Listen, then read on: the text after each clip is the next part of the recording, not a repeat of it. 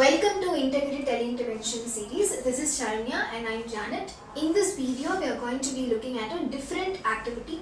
So this activity is called as a 3D bead maze. This is something that we purchased online. If it is available to you, and we will be very happy to share the description of this if you are guided to do this.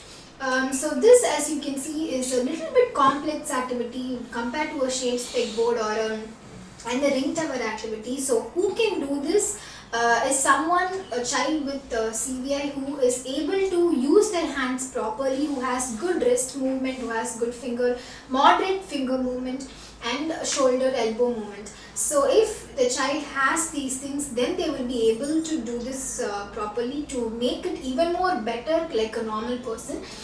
So if the child has severe spasms, the children are not able to use the fingers, open the fingers and things like this, we please request you to first finish the first two videos and then come to this, because this is even more will be difficult for them.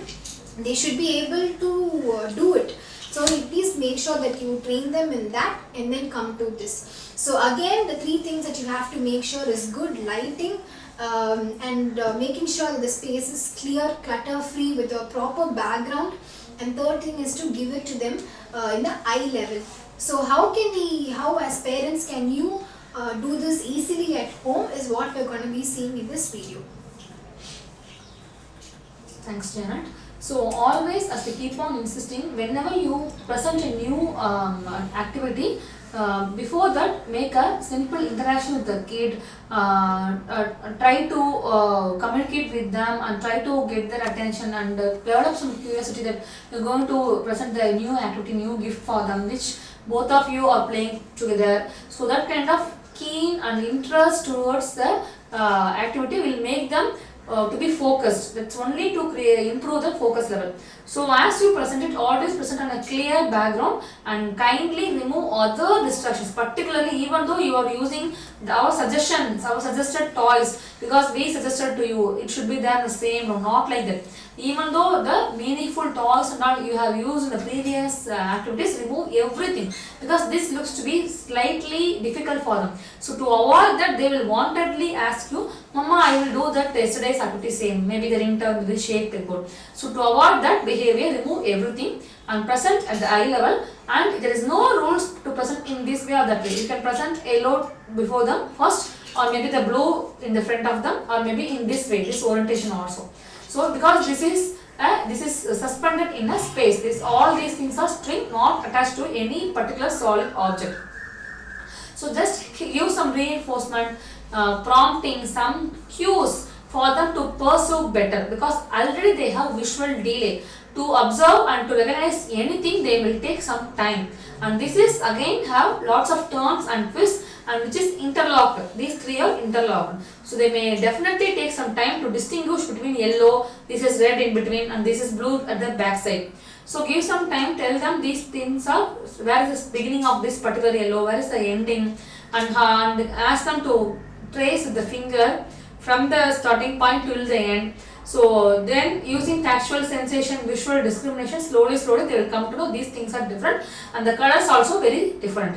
So after that, tell them some story. So we have played with roller coaster or slide. Again, these toys are going to play roller coaster or maybe a slide. If the child never been to roller coaster, tell them this is a simple slide which they saw in the park. So they have to help the toys, tiny toys, to move from one place to another place. Or we can tell it's a train. They play train coaches. So these train coaches are aligned together. You have to help the train coaches to travel from one corner to another corner. So depending upon a child's interest area, maturity level, narrate some stories for their curiosity or some interest towards it, and then ask them to choose the color. Let them choose the color. It can be a yellow first, it can be a blue first. Depending upon the chosen color, show the chosen color in front of them. If the child chose yellow, the yellow should be in the front of their eye. So tell them to count the beads they see in the yellow using the tactual clue, also the visual clue. As they keep on counting, tell the visual information. You are counting number 1 as a blue bead. Number 2 is a green bean. Number 3 is a red butterfly. The shape is also different. One is oval, one is sphere, and one is cylindrical, and one is like butterfly shape. Tell the shape, size of the beads. They keep on counting and keep on insisting them. They should pick one by one bead and complete it, because if they touch and hold all the beads together, there won't be any kind of repeated practice. So all at once they will finish up this and they will go for the second one. They have to practice same string so many multiple times. That's why this product comes with multiple beads for single string. Otherwise they would have given a single bead for single string. Okay, that's the concept. So keep on insisting them to hold only one bead and finish it till the end. Give some motivation, because at each turn and twist the bead may stuck. Tell them to turn it, rotate it, loosen it to make it smooth. Particularly with the butterfly shape, they have to turn this to make it smooth. So as they keep on finishing, give some appreciation, because easily they get exhausted or they feel fatigue. So give some space and tell them they have completed successfully and only 2 are pending. So once they are finished, they will be the masters kind of thing. Give some motivation and ask them again, choose the color, and they have to do one by one. See, this flower is stuck at the corner. So maybe by turning this flower in a particular way, it will go smooth. See. So here it's stuck. I am turning this in this way. It was like that, it's not going. By now I turn this only for this corner. Now it's going smoothly. Okay, this is the idea. This fish also, if the hole is too small, maybe turning the orientation may help the child to make it smooth. So again, last one. So always keep on giving reinforcement.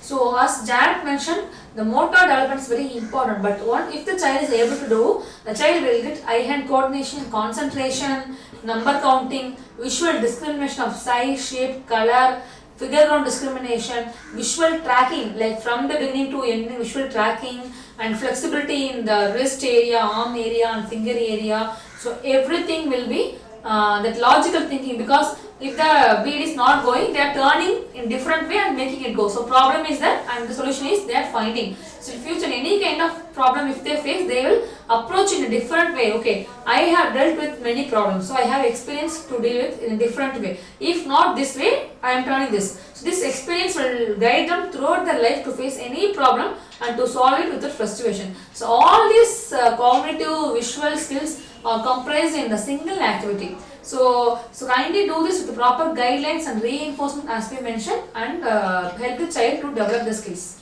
Thank you.